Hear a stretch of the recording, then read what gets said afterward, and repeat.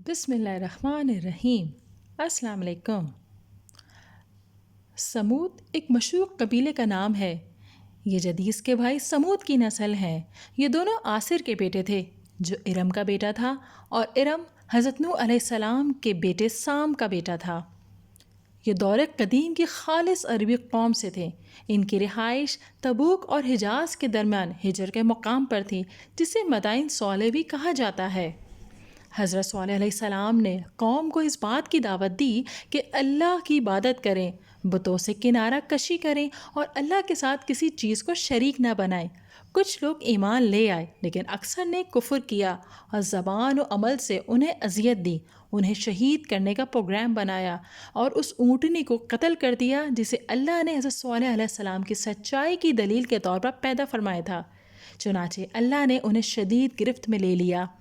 اللہ نے حضرت صالح علیہ السلام کی دعوت کا تذکرہ سورہ اعراف میں یوں ارشاد فرمایا، اور قوم سمود کی طرف ان کے بھائی صالح کو بھیجا تو صالح نے کہا کہ اے میری قوم، اللہ ہی کی عبادت کرو، اس کے سوا تمہارا کوئی معبود نہیں۔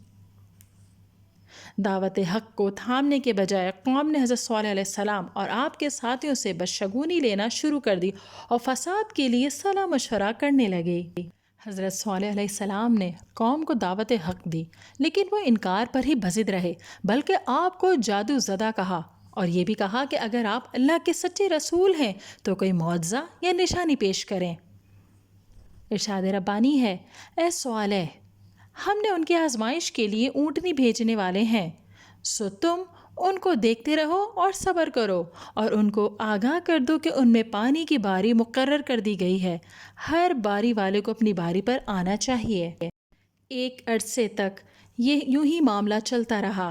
آخر ان کے سردار جمع ہوئے اور مشورے کے بعد فیصلہ کیا کہ اونٹنی کو قتل کر دیں تاکہ اس سے جان چھوٹے اور انہیں سارا پانی مل جائے۔ ارشاد ربانی ہے، آخر انہوں نے اونٹنی کو کاٹ ڈالا اور اپنے پروردگار کے حکم سے سرکشی کی اور کہنے لگے کہ صالح، جس چیز سے تم ہمیں ڈراتے تھے، اگر تم اللہ کے پیغمبر ہو تو اسے ہم پر لے آؤ۔ اللہ نے ارشاد فرمایا، آخر انہوں نے اونٹنی کو کاٹ ڈالا اور اپنے پروردگار کے حکم سے سرکشی کی اور کہنے لگے کہ صالح، جس چیز سے تم ہمیں ڈراتے ہو، اگر تم پیغمبر ہو تو اسے ہم پر لے آؤ۔ حضرت صالح علیہ السلام نے فرمایا، اپنے گھروں میں 3 دن اور فائدہ اٹھا لو۔ اور جب قوم نے معجزے کا انکار کیا اور اللہ کی نعمتوں کی ناشکری کی تو نتیجہ ان کی تباہی کی صورت میں نکلا، جسے اللہ نے ارشاد فرمایا، اور وادی ہجر کے رہنے والوں نے بھی پیغمبروں کی تکذیب کی۔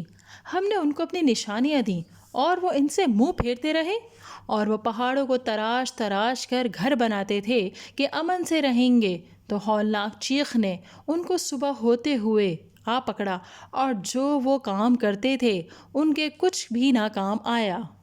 بعض علماء نے فرمایا ہے کہ اس واقعے کے بعد حضرت صالح علیہ السلام حرم شریف میں تشریف لے گئے اور وفات تک وہیں رہے۔